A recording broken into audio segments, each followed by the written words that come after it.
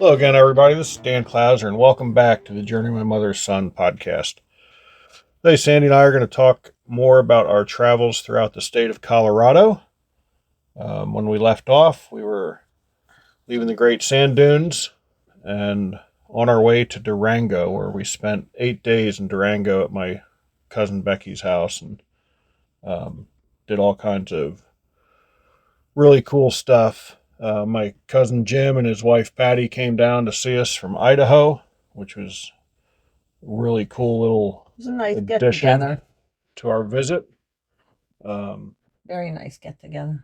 and got to go to dinner with those guys. When we first got there, one of the first things we did, I believe our second day in Durango, was go on the Durango-Silverton Railroad.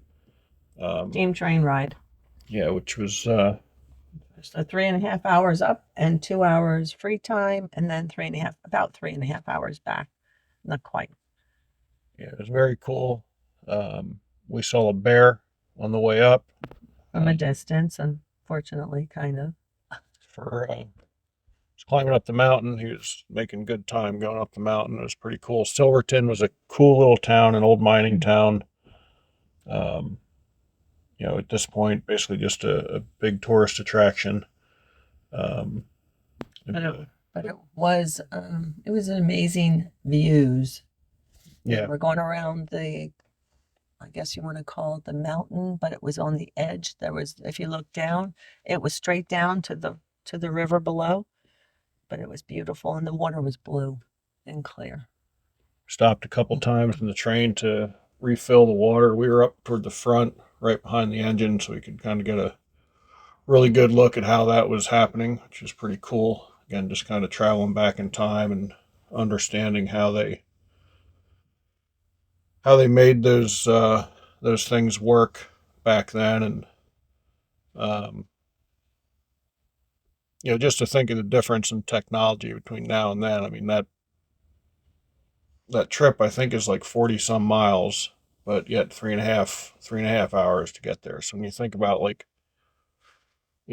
back in the 1800s when people were traveling by train from New York to California in the gold rush, how it would just take months to make that Or trip. even by, I don't know, wagon train, whatever. Yeah, even that's even a lot slower than the Mhm. train.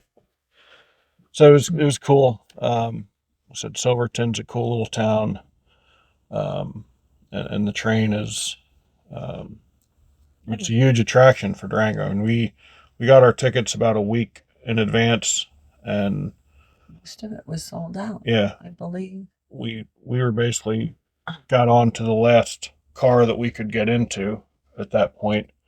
But if you're ever in Durango, I definitely recommend checking out the train. It is well worth it. They also have an option that you can take the train up and then a bus back to Durango, which cuts down in the time considerably. Because I do gotta be honest with you, toward the end of the train ride, that last hour did drag a bit. I mean, at that point, We were antsy to get off, and it was getting warm out. They say that's the hottest car, the car behind the engine. So we made it. We so enjoyed it. you're definitely antsy to get out. I mean, you're going on 9+ hours at that point, so you're ready to get off the train. But again, absolutely glad we did it. I'm glad we did it all the way around. It was cool. Mm-hmm.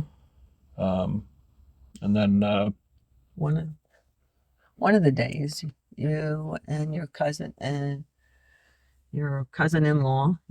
her husband, you went out in the boat. I was supposed to, but again, somehow the elevation got me, so I was under the weather. yeah, Sandy was struggling with the elevation in Durango, and that wasn't even that high. And then even like you and your cousin went to I went along, but I became very sick that I was laying in the bathroom for the Chuck Wagon dinner show, because again the elevation got me. So yeah, the Chuck Wagon was pretty cool. It's amazing how quickly they can feed a couple hundred people. The food was really good. The show was everything you'd expect from a a chuck wagon. Pretty good music and kind of that slapstick, corny comedy throughout the show, which does make you laugh. But sadly, Sandy spent most of that evening on the bench in the bathroom. So, and once we left Durango, we headed to Montrose. Went up the $1 Million Highway, which is a very windy road throughout the Rocky Mountains. I was a little unsure about it, but once we started, it was just an amazing view, and I didn't regret it at all. Just an incredible drive. It's just you have to be very cautious. Yeah, we left with yourself driving, but more of the other people. Yeah, we left pretty early in the morning. I think we hit the road about 8:30, and just took our time. We were in no hurry. Our rig's 33 feet. I at no point felt super nervous on any of the bends. Now, we were going from the south to the north, which everyone will tell you that's a little bit less stressful of a drive than going from the north to the south, just because we were on the mountainside most of the time, especially during the very hairy spots. So I could see where going north to south would be a little bit more white knuckle, but I enjoyed the drive. It was a lot of fun, and it was beautiful. Mm-hmm. We stopped 2 or 3 times. Some pictures. Take pictures and just take a break, and it was absolutely beautiful. And then got into Montrose, and had dinner with some friends, actually guests that were on the podcast here a little while ago, Tara and Trina O'Brien, and they're cute little kids. Yeah, we mooched off. Yeah, in their driveway. Stayed in their driveway at night, and then we weren't planning on doing this, but my schedule kind of changed to my book signings in Montrose. So we ended up, instead of signing our second day, we ended up going to the Black Canyon of the Gunnison National Park, which was again amazing. Yeah, beautiful. And just kind of a luck that the schedule changed and allowed us to do that, because it was absolutely incredible. We didn't get there till later in the afternoon. I'm gonna say probably like 3 o'clock or something, maybe even a little later than that. And you want to talk about some incredible views. Parts of the canyon were over 2,000 foot deep, with a river gorge in the bottom. It was. So it's basically a circle in that national park that we could take because of our size. We weren't allowed to go in the other parts, but it was still. Yeah, the last well worth it. 2 or 3 miles, I think it was, of the scenic drive, you could get vehicles over, I think, 25 feet up there. But like I said, what we saw was amazing.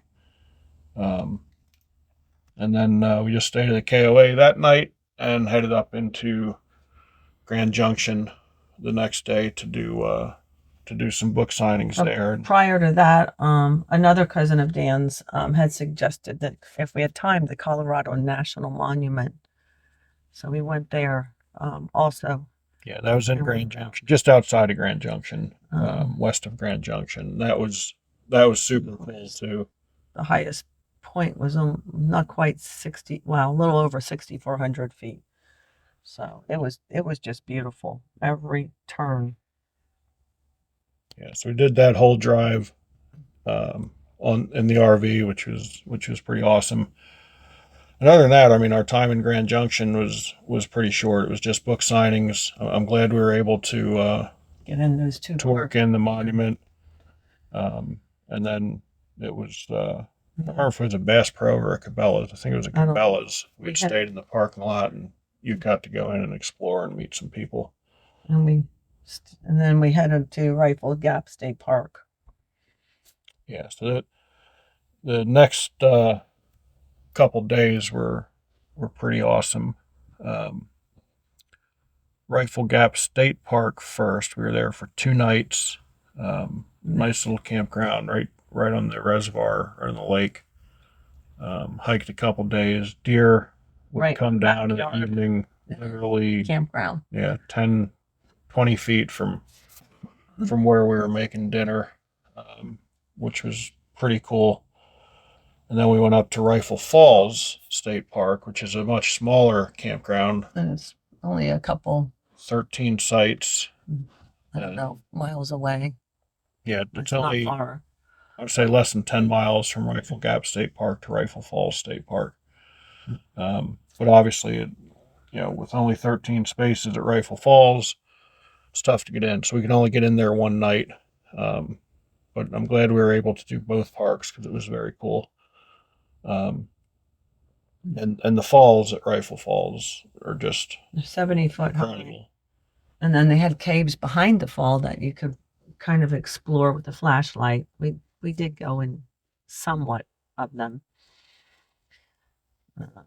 Then you can hike And we hiked around above it. Yeah. the falls and see where it comes through. So not not the same as like Niagara Falls, but certainly incredibly beautiful in its own right. I mean, any waterfalls I just think are absolutely amazing. So that was a nice little hike that we did around there, and then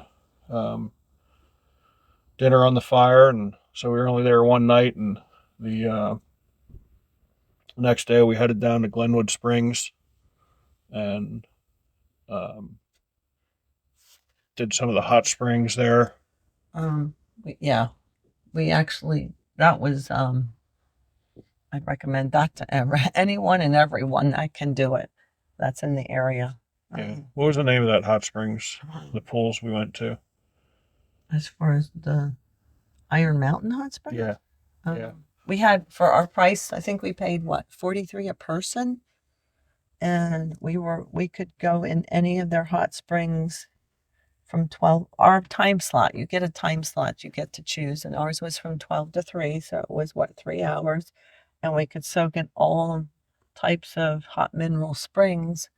But We also did and it cold wasn't a plunge. time, yeah, it wasn't a time that you had to get in and out this at a certain time. You could go whichever. Some of the springs were to help with your muscles, if you had arthritis.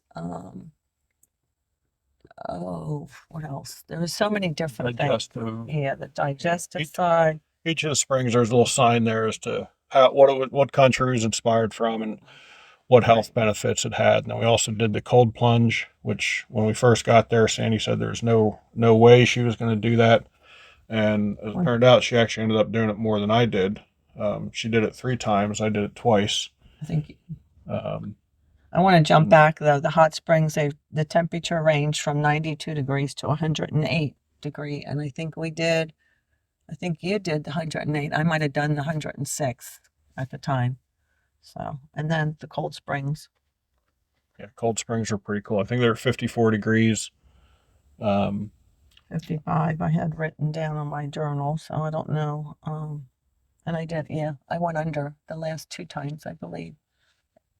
And it was refreshing. It really did something incredibly refreshing when you're going from the 104 degree hot spring into the 54 or 55 degree cold plunge. It definitely is. It revives you for sure. So that night we just ended up staying at the Walmart, and we'll talk more about our Aurora and Boulder visits on our next episode. But gives you a little idea of making that swing up as we're coming around and kind of making our full circle throughout the state of Colorado. But such a beautiful state.